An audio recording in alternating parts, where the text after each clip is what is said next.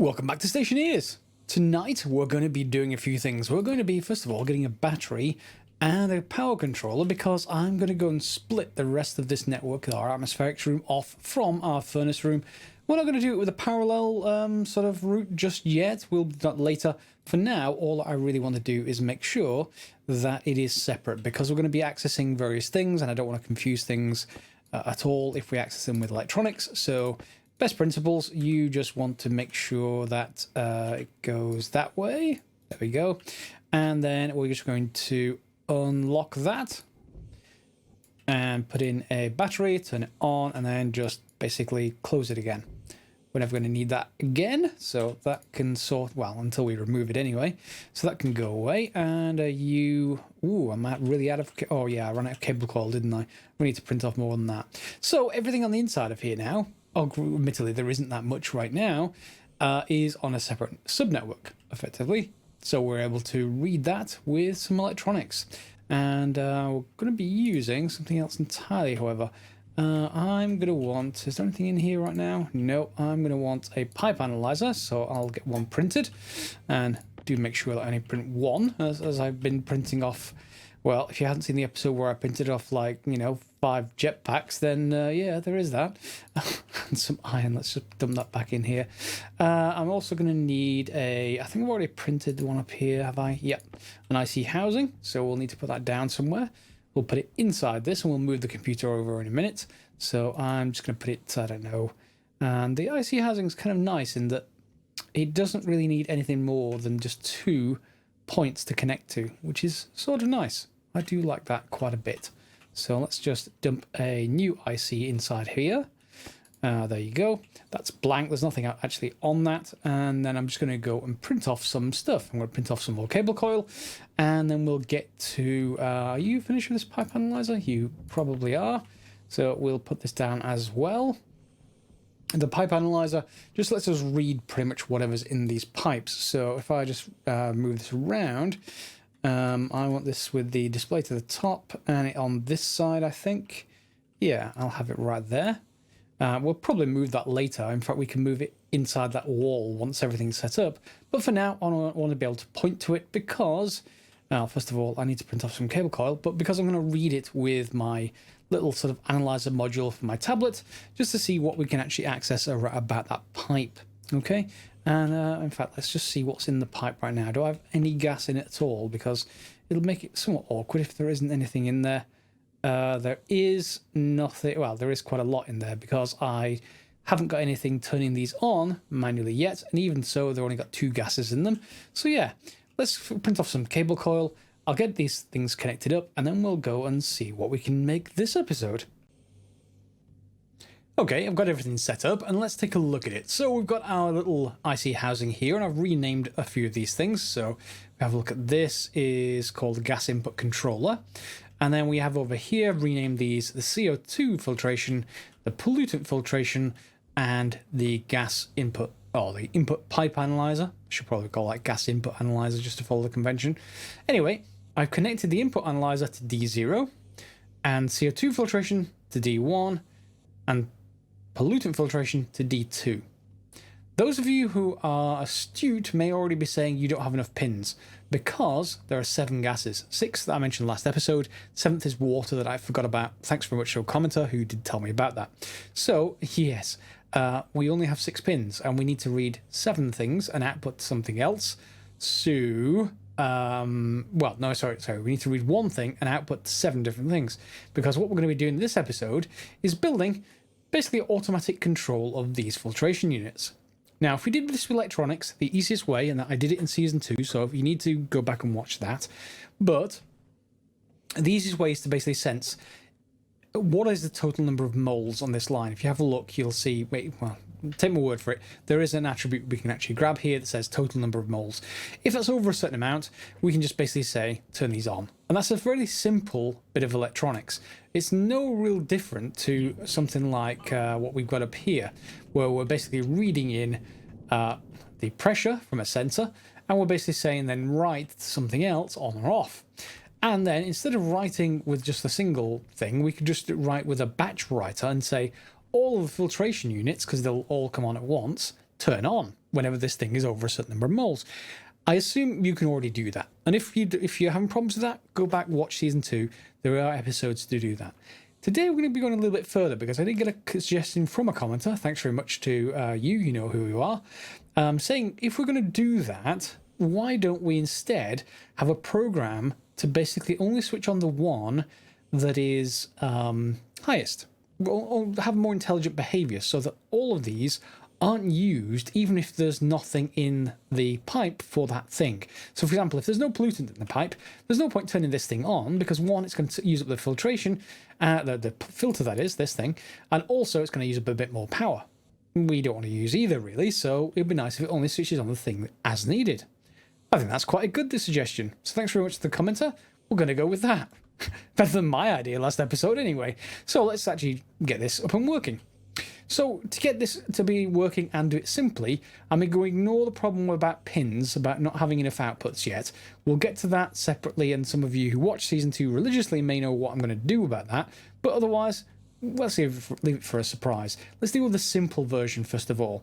So what we need to do is figure out what we need to read from this thing. If we go to our computer and we turn it on, and I did now have figured out how to actually disable this tooltip, just press F2 and it turns off the user interface. That's much better when you're actually looking at this kind of thing. So you'll see there is a number of different things we can grab. And what I'm particularly interested in is total moles at the very bottom. So that's the quantity, the number of, basically the mass, if you like, equivalent. And, well, not really mass. It's, yeah, I'm not going to go into chemistry, but if you get the idea, it's the quantity of stuff in there. And we also have the ratios of that content, of which is what gas, basically. So you'll see it says ratio carbon dioxide. So that's nearly half is carbon dioxide and nearly half is pollutant. And there's bits and pieces of everything else. There's no water in there. There's no volatiles in there. So... but it's a good thing we don't have a filtration setup for those yet. But we do have for carbon dioxide, and we do have for pollutant, which is why I set those two things up as the main two things, because they're the things that are going to be coming out of, one, the air, well, the atmosphere, I wouldn't call it air, and also the furnace room. Okay, so we've got two things that we want to look at. Well, 7 things we want to look at and 2 things we're going to filter out. What we're going to do is look at which one's highest, really. We're going to see what we can do about that. So let's edit to this new program. You'll see up there, it says gas input controller. That's just because I renamed this thing. And everything is nice and easy to connect together because of this subnetworking. So in here, we're going to set up a few aliases. Easy ones. So alias input is D0, alias CO2 is D1, and alias X is D2. All right, so that's fairly simple. Are we also going to... we're not going to do any kind of output to the DB, I don't think. In this particular case, no. Let's just worry about that later. So to confirm that and export. I already did these 3 lines previously, which is why these, if you saw on the tooltip, why they were already set to input CO2 and X respectively. But I haven't written any of the rest of the program. It'll give you an opportunity to see how my brain works and also suggest some improvements, because I tend to just make various mistakes and not think too much about optimization as long as it works. And then people come along and tell me how I could have done it in 3 lines. Anyway, let's move on and let's get started. So we've got the 3 inputs and we can read them in the program. So what we're going to look at to do first of all, the alias D1 and D2, they're just our outputs. We're going to just trigger those eventually, but for the time being, we want to read something on the input. So let's move this over here for a second. In fact, let's move that over the other way. There we go. A bit easier to see that way.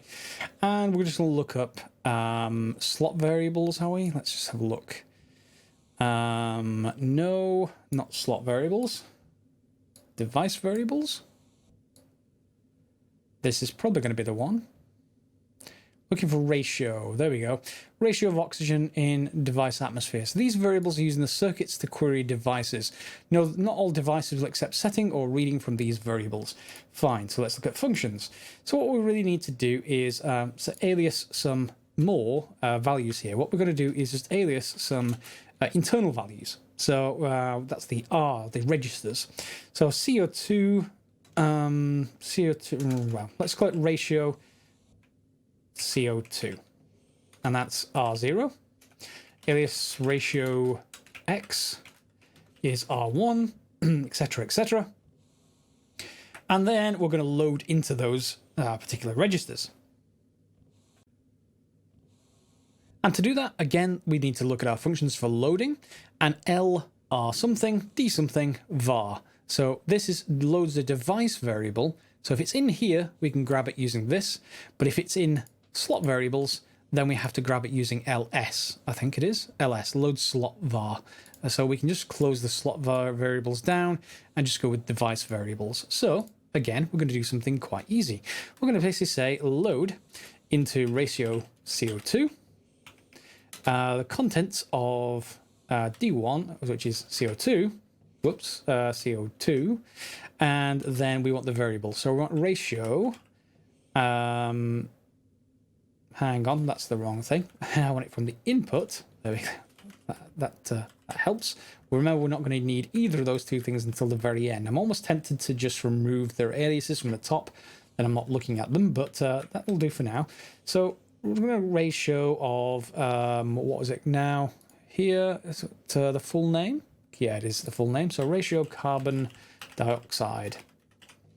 And we do the same thing, ratio X, input, ratio pollutant. Okay, so we now have values for those. And just to test, we are going to, first of all, create a loop. So this is continually assessed. So loop here.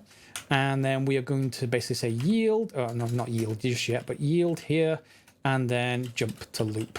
So this thing is going to continue to evaluate, and then we're going to store, and I always have to look up these particular syntaxes. So store on DB, so the device base itself, and then we're going to store a particular variable, so we need to store the setting, and then we want an internal register. So we're going to just say we want to store ratio CO, not C0, 2. Okay, and confirm and press export. Right, there we go, 0.456. And if we just go here, turn this on, ratio carbon dioxide, 0.456. Good. So we do have something successful. Good. So we could get any value that we want out of this and output it. And we could just do a line of if saying if it's over us. In fact, yeah. It's a ratio, remember. So the problem with this is we can't use the value on its own. Because if this thing has like 2 moles in there, we don't want to switch it on. But if it's got 1 mole of carbon dioxide and 1 mole of pollutant, it's going to say a ratio of 0.5. So if we just do if ratio is greater than 0.01, that's not actually going to help us very, very much. We actually also need to read the number of moles. So let's just read that as well. Let's add this into the program. So we can get it from the input, and we're also going to actually put an alias up here, fact for a register. I'm actually going to shift these down one, because I want this is probably the more important one.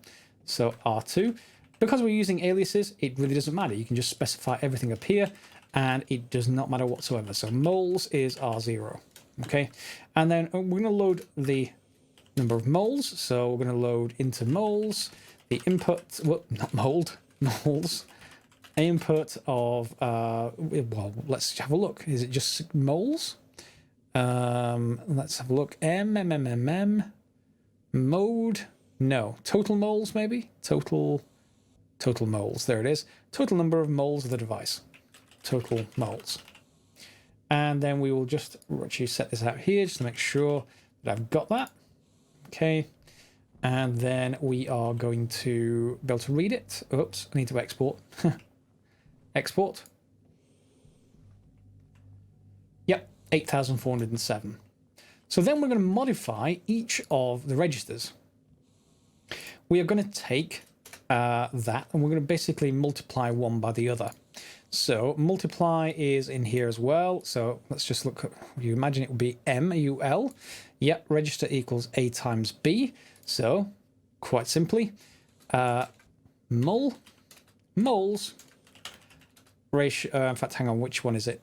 A times B. Well, no, we're going to output it into ratio CO2. There we go. Ratio CO2, and then ratio CO2 times moles. And we'll do the same thing. Ratio X moles. And then we'll output ratio CO2. It's not really a ratio anymore, so I may well change that alias name, but we should get a number of moles of the CO2 that are in the system right now. Yep, 3834. That is a value we can use. So every time we go through this, we can decide to basically turn things on based on whatever ratio CO2 is. Okay, it was irritating me a little bit with those labels, so I've just changed the labels over to say moles of a certain thing rather than ratio, because we're going to be always using the moles, not the ratios. And I've just put a comment saying all the moles are ready at that point, so they're now safe to use as moles. From here, because I don't have a concept of like an array of values, if you know what an array is, basically it's a list of things that you can iterate through. You can say, for everything in the array, assess this, and I can't actually do that, unfortunately, as far as I know anyway. If someone says I can, put that down below, at least not without just stuff that will just make it more complicated than it needs to be right now. We can optimize it later, so we'll get started. Instead, what we're going to really do is we are going to just assess each one of them. And that's going to be quite an easy assessment. We're going to basically say BLT, and not making less than tomato, but branch to line C if A is less than B. So A is going to be, let's say, moles X, okay? And B is going to be, let's say 4,000 for now. And then assess CO2. Then we're going to say store dB, because this is just a safe thing to do while we're doing this. Setting basically 1. And then we're going to say assess CO2. Okay? And basically this is going to skip a line. And we can also use another thing in here to skip lines. There's a concept of relative jump. Instead of using these labels, you can just do jump relative to forwards. And it just makes us beep, beep, and it goes on to the next thing. I prefer labels. It just makes everything nice and explicit and easier to understand. So what we're going to do here is basically, if we're less than a certain amount, we're going to skip. But if we're more than a certain amount, then we're going to set dB setting 1. And let's just change this to, let's say 400, okay? And then we'll just remove this line because we no longer want the setting for that. And then that can go there. Export. So here, 1. Okay, and if we just change that briefly to, say, 4,000 again, confirm, export, still 1. Is there actually more than 4,000?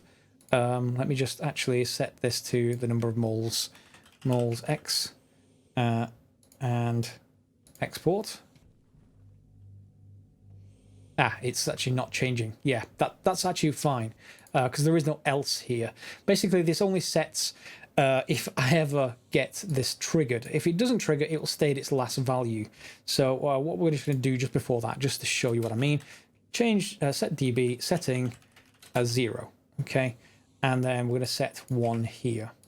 So it should end up as 0. Yeah.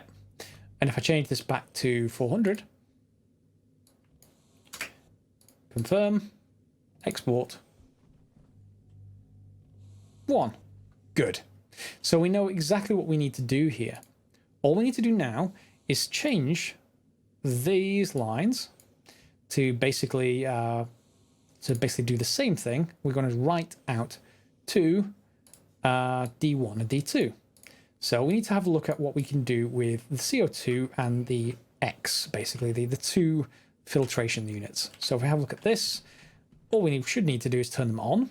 So you have a look here, there's a prefab hash. I believe that's what kind of filter is in here. So you could write a program that basically you don't do this manually. You basically say you match against prefab hashes for filters and say, well, If I've inserted a pollutant filter in here, then obviously I want to filter pollutant through here, so then I'll turn everything else on. That's a bit too over the top for me, because once I set this thing up, it will be for one particular gas or liquid. I'm not going to worry about trying to do something like that. So instead, all I really need to do is set a device. So in here, we're going to, instead, I'm going to do this for pollutant. So sets, not the dB, but we want CO2, X, and we want to set the on state to 1, and then we want to set it around here, maybe, the on state to 0. Otherwise, it will stay on, never turn off again. So this is our assess X. Okay, I don't necessarily need a label for that, but you get the idea. So we have everything nice and encapsulated, and then you can copy and paste that down. So I'm just going to leave that alone for now, because what I'm going to do next is turn this on, and then I can't really test this too much after that point, because it will basically reduce this to a certain amount. So if I just bring this down to 3000 and press confirm, when I press export, it will probably turn on that filtration if I've got this right. If not, then it won't. There it goes. And oops, oh dear. So what's going on there is it's assessing every half second and then turning things back off again because of this line. So unlike our dB, we don't necessarily want that to happen. So instead, in fact, it's already gone below 3000. It's fine. It's a little bit annoying, but it's fine. What we can do instead is just basically sleep. So we shouldn't need to go back around. Can we actually sleep here? Yeah, so if we trigger it on, and we're going to sleep for, I don't know, let's say 3 seconds. We'll slow this down a little bit. So if the moles are basically above 3000, it's going to turn it on, sleep for 3 seconds, and then carry on through the program. When it comes back around, it's going to, in fact, we can just set it here actually. Sleep X on. We could loop through this, but then it wouldn't. If I loop through the, let me write this first, and then we'll talk about looping. So instead of that, we'll remove that here. So now it's going to turn it on, wait 3 seconds, and turn it off again. So, and then it'll go through the next thing, and the next thing, and the next thing. Export. Shouldn't turn on, but if I just briefly just change this to like 2900, unfortunately this is probably going to get rid of a lot more than 2900, but turn this on, you'll see it goes on for 3 seconds and then turns back off again. Yeah, so that will work fine. It isn't great because it's basically having to just wait artificially for like 3 seconds. So if we have a look in here, let's just go and look again at this. What do we get now for ratio of pollutant? 0.352. So it's dropped quite significantly. So that is one way to do the program. You're more than welcome to do it that way if you want to, but we should be able to improve this a little bit more. And to improve it a little bit more, first of all, inside inside assess CO2, I'm just going to say sleep X, sorry, it's not sleep, store X on 0. So we're going to shut off the previous thing. That means that line can go away. And then I'll just add an extra line there so you can see everything. So now we're basically saying, is it less than 2900? If it is, jump, and it immediately sets things to off. Otherwise, it's going to set it on sleep 3. We can ignore the sleep 3. Instead, we're going to basically say, we'll do the same assessment again. Is moles X less than 2900?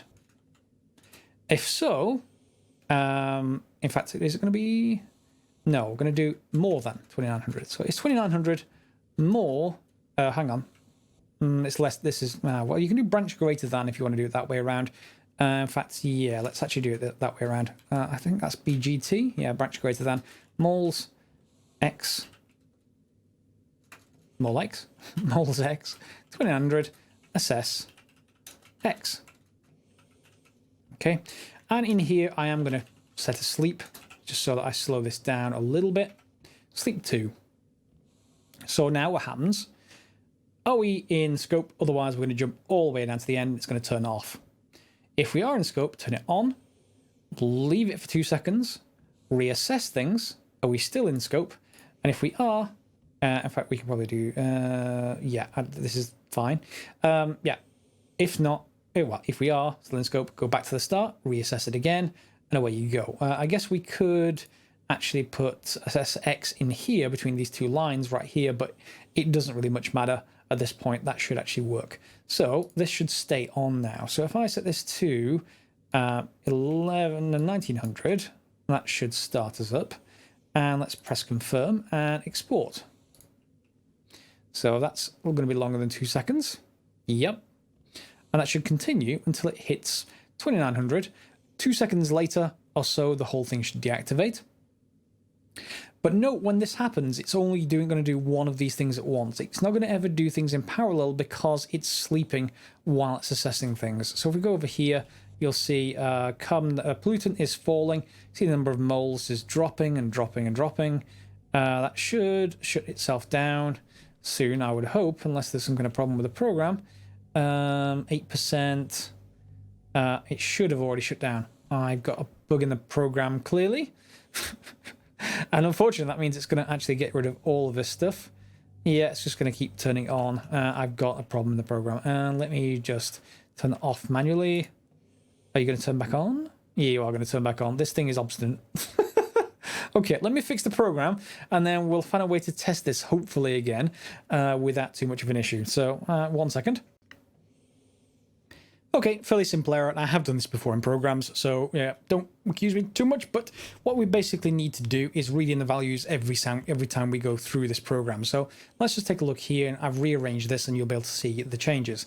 So for each gas, we're going to basically shut down the previous machine, and then we're going to read in all the values every time. So load in the moles, load in this particular gas moles ratio, multiply it up to get the right amount, and then we're going to assess things. So is it less than the amount that we're going to trigger on? Let's say 500. If so, then jump this entire block to the next gas. If not, then turn the thing on and then jump back around to the start. At which point you're going to go back through again. It's going to reread the values and decide whether to actually continue through this loop. Eventually, it will break through the loop and jump out to assess CO2, which will then turn off the pollutant machine. So if I confirm that and export it, you'll see they don't turn on right now, but I've hooked up a active vent. We turn it on, and we've set this to 500. So when this reaches 500, or whatever it is, it's going to 400 now. So 420, 430, 440, and if we just watch this, it will turn on and then back off again. So there it goes, and back off. Now, even in that brief period of time, that takes it down by like 250 moles, usually. Yeah. There it goes. So watch it go down. So 150 moles. Okay, fair enough.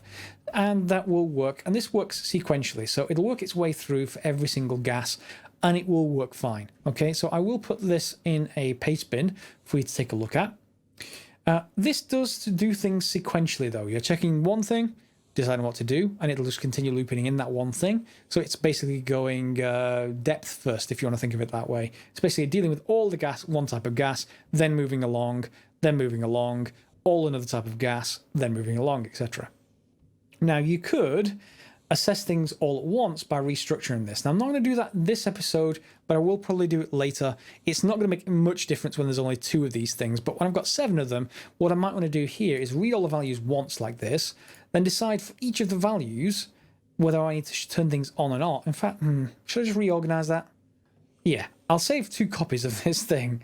If you want it like this, you've seen it on screen. Let me just reorganize this so we do these things in parallel instead of in series. Okay, the parallel code is up and running, so I just want to get this started and see whether it actually triggers. So I'm going to basically just put in some gold. I'm going to put in some silver into our arc furnace, which will start dragging that into our system. And if we just head back outside, yeah, this bug with this thing, slightly annoying me. I'm just going to put handrails. It just happens when I step sideways. Otherwise, it works fine. There is some improvements that have been made there, I'm sure. But over here, you'll see our program is running, and those are off at the moment. But if we just have a look at here, we should see that carbon dioxide is changing and pollutant is changing. Now, pollutant is actually increasing very, very slowly. So I'm going to have to change that value in here. I'm going to change that pollutant value to 50 from 500. So 50 there, and further down here, 50 here. Okay, and I'm going to press confirm. You'll see what happens in a second. So confirm, and I'm going to press this now. So you'll see that didn't really deal, well, there wasn't any particular issue looping through or waiting or anything like that. These are on so briefly right now, it's hard to actually tell. But trust me, they are working in parallel. They can turn on independently from each other. Here's how we do it. And there's a bit more complicated bit of programming stuff here. I didn't want to do this until now, but it's probably the right point. What we've basically done is at the very top of the program, here are all of our values. Now you notice there's no inputs, or you can't see the input. Further down at the very bottom of the program, I've got a loop. Input loop, load everything in, do everything, and then JRA. Now RA is a special value. It only gets assigned when we use a certain kind of jump. Jump to line A, this JAL, and then store the next line number, i.e. where we came from, in RA. So here we're going to run through all of this, jump back to RA. RA happens to be the line after wherever we called this. So in the top loop we say, go and get the inputs please, and it goes and gets them and brings us back to the next line down. So we can just use that to really stop repetition in this whole thing. And then we're basically going to do the assessment. We're going to say, is our, our moles less than 50? If so, jump on. Otherwise, do the same thing with CO2. Otherwise, jump on, etc., etc. And it's basically going to turn them all on. It's not going to turn them back off again. Just going to leave them all on. And then it's going to do another loop. We're going to read things in again, because we need to. And then we're going to do the same assessment. We're going to say, is it time for us to turn things off yet? And to do that, all we're changing is from BLT to BGT and the same structure. So you can just copy and paste. A really simple thing to get started. I guess we could even alias, can we alias a number? Is that possible? Alias, no, we can't. Oh, that's a shame. I can't create a constant. I would like to be able to create a constant up here that says at the top here, for example, alias trigger CO2 amount, okay, or something like that, and then 30. It doesn't say I can actually do that, but this didn't say it's incorrect. Let's give it a try just in case. Let me set this to, let's say 200, okay, and then down here I'm going to say trigger CO2 amount. Will that actually work, I wonder? Let's copy and paste this and let's see whether it works. If it doesn't, fair enough. If it does, it just means you don't need to repeat the magic values. You can just edit them up here and everything will actually work. Or you can use the same trigger amount for all gases. That's the other thing you could do. Will you work? Let's just take a look. So trigger value should be on now for carbon dioxide, and it isn't. And that isn't actually doing anything. So no, unfortunately, it looks like you're going to have to actually repeat this. Or, if anyone knows if you can still do that, can you actually use a label maybe instead? Because label's deprecated, but I think it still works, or at least, no, it says deprecated, and that is, again, not something that we can actually use. We could just store it in a, well, we could store it in a register, I suppose, and then call the register something. That seems sort of horrible, but I guess we can do it that way. So yeah, so all right, so let's just do it. Let's do it. So move, is it move? Move. Let's see what the syntax is for this. Move a register. So let's say if we have 7 gases, we have more than enough registers here. So let's just say R10, and then it's 200. Okay, and then let's just call this trigger amount rather than trigger CO2. And we are going to we're going to basically attach that to R10. So that will be there. And then we can just say trigger amount down here. And we can copy and paste that all over the place, wherever we need it. And there. And finally, there. Okay. Confirm. Export. Now that should work. That should turn itself back off again in a fairly short period of time. Let's just doubly make sure. Are you below that amount yet? Oh, yeah, still not. Now you are. Yeah. So that's working fine. And now you basically have a nice value at the top. You can decide how much you want to basically trigger the system by. Basically, whenever any gas goes above that amount, its relevant filtration unit will turn on. And I think that's pretty much it. I'm going to copy that whole thing. I'm going to put it in a paste bin now so that you guys can actually use that in your own system. All you have to do is hook up this pin to the input pipeline analyzer and these 2 pins to your first 2 filtration units. Now, I did mention earlier in the episode, this doesn't work when you start to have more than 5 filtration units. Now, you could just copy this. You could have this, a second unit with the other pins. Because they're all independent, they're both reading from the input and reading outwards. That's the simplest option, and to be honest with you, that's what I'd do. That is definitely what I would do. The other way of doing it is to basically read 6 things with a separate program and encode a value, and then basically store that value on the base, and then read that value from another controller. So you can read the value and determine what all 6 inputs are from one number. I was going to do that as another episode, but people hated it last time I actually did that. Probably because I did it really badly. But anyway, we could do it that way. Let me know in the comments below if that's something you really want to see again. But otherwise, copy and paste the program. And you're going to need 2 circuits anyway, so it makes no difference. And just attach these to different things. The only difference then is if you do it that way, you can't then have everything working in parallel. You can only have the 5 things you've got connected in parallel, and then another 5 or another 2 in this case as the next thing. That shouldn't be a large issue, to be perfectly honest. You should be perfectly fine with that, I imagine. And let me know otherwise. So yeah, you can see the pollutants building from our furnace there. And yeah, it's all pretty well and good. So I hope you enjoyed this episode. I know it's been a lot of programming, but it is worth getting out of the way. And now that it's done, we don't really need to do or touch it ever again. All I need to do is just add another block whenever I actually want to do this. Now, if we can add this into a loop so that it does... no. Well, I'll leave that for commenters. If we can shorten this even more to JAL kind of loops through each of these things, then that would be cool, but I'm not sure that that is something that we can get to right now. So yeah, I will leave it as is. So give it a thumbs up if you enjoyed it. If you want to use that in your own system, of course, more than welcome to see those thumbs up on the channel. Otherwise, feel free to subscribe and share it with other people if you think they are deserving of it and they want to actually see this in their own basis. Otherwise, we'll see you next episode for some more Stationeers. And as always, guys, thanks for watching.